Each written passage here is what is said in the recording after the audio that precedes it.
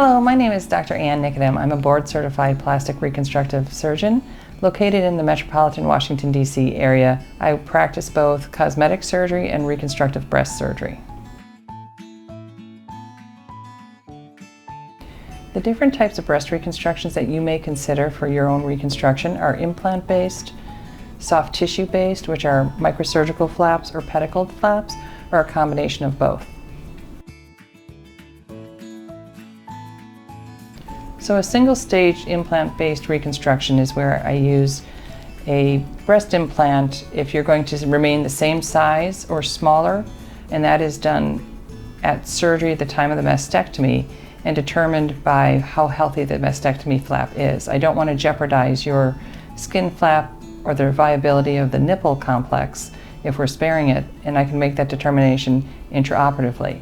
If I feel that I can't go direct to implant, or you've determined that you want to be larger or a different shape than what you currently are, then I have to use a two-stage reconstruction, which is using a tissue expander first, rapidly expanding you over a 6 to 8 week period, and then generally returning you to the operating room for the second stage, exchanging out the breast expander for the implant. Well, of course, direct to implant, the major pro is that it's a single-stage surgery done at the same time as you're having your mastectomy.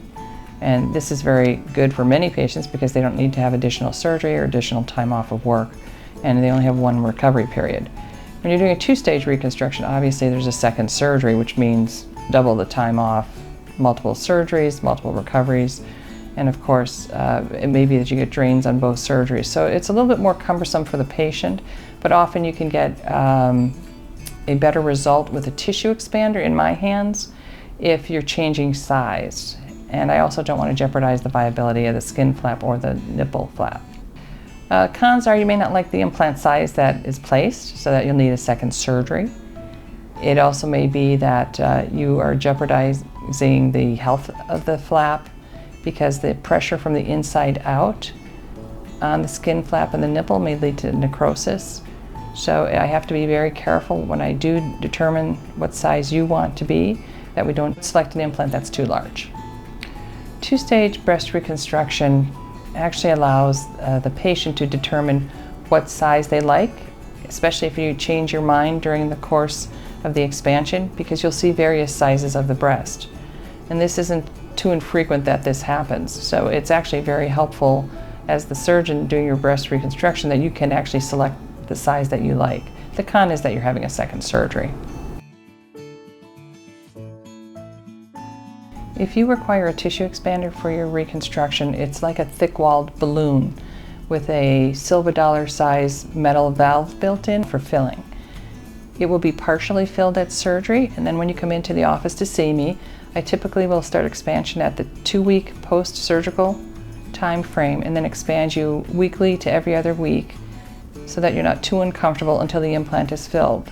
The tissue expander implant, I believe, is my hands is best filled more rapidly so that the skin may remain stretched, and that you will have the opportunity to stay in that stretched phase to return back to surgery for the second stage earlier. Of course, if you have to undergo any chemotherapy, that takes precedence over exchanging the expander to implant.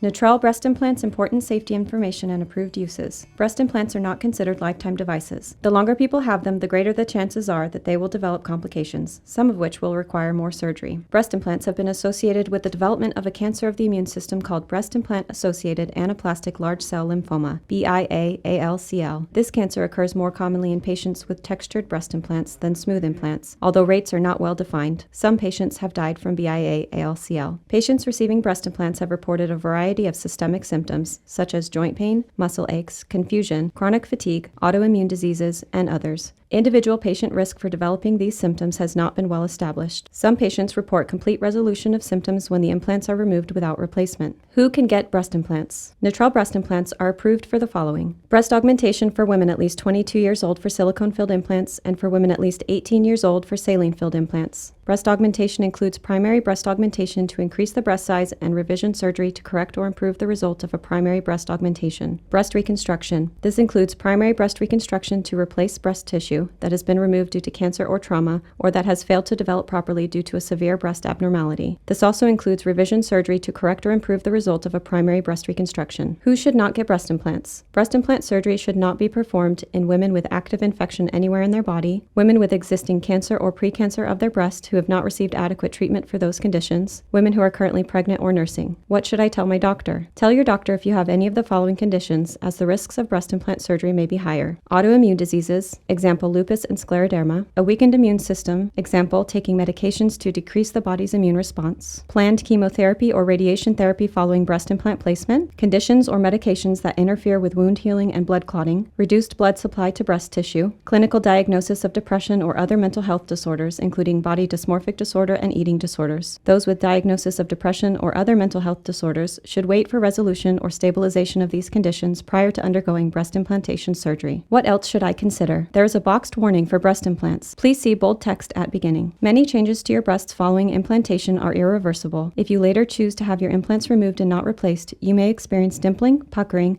wrinkling, or other cosmetic changes, which may be permanent. Breast implantation is likely not a one-time surgery. The longer implants are in place, the greater the potential risk for complications. You will likely need additional surgeries on your breasts due to complications or unacceptable cosmetic results. Thus, you should also consider the complication rates for later revision surgery, since you may experience these risks in the future. Cancer treatments and surgery will affect the outcome and timing of breast reconstruction. Breast implants may affect your ability to breastfeed, either by reducing or eliminating milk production. Rupture of a silicone-filled breast implant is most often silent. Even if you have no symptoms, you should have your first ultrasound or MRI at 5 to 6 years after your initial implant surgery, and then every 2 to 3 years thereafter, regardless of whether your implants are for augmentation or reconstruction. If you have symptoms of or uncertain ultrasound results for breast implant rupture, an MRI is recommended. Additional imaging may be required depending on your medical history and status. The health consequences of a ruptured silicone gel-filled breast implant have not been fully established. Routine screening mammography for breast cancer will be more difficult, and implants may rupture during the procedure. Perform self-examination every month for cancer screening and ask your surgeon to help you distinguish the implant from your breast tissue. Lumps, persistent pain, swelling, hardening, or changes in implant shape should be reported to your surgeon and possibly evaluated with imaging. What are key complications with breast implants? Key complications include reoperation, implant removal with or without replacement, implant rupture with silicone-filled implants, implant deflation with saline-filled implants, and capsular contracture, severe scar tissue around the implant. Other complications include breast pain, swelling, asymmetry, wrinkling, rippling, implant malposition, nipple complications, hypertrophic scarring, and implant palpability visibility. Talk to your doctor about other complications. For more information, see the patient brochures at www.allergan.com/products. To report a problem with Natrelle breast implants, please call Allergan at 1-800-624-4261. The sale and distribution of Natrelle breast implants is restricted to licensed physicians who provide information to patients about the risks and benefits of breast implant surgery.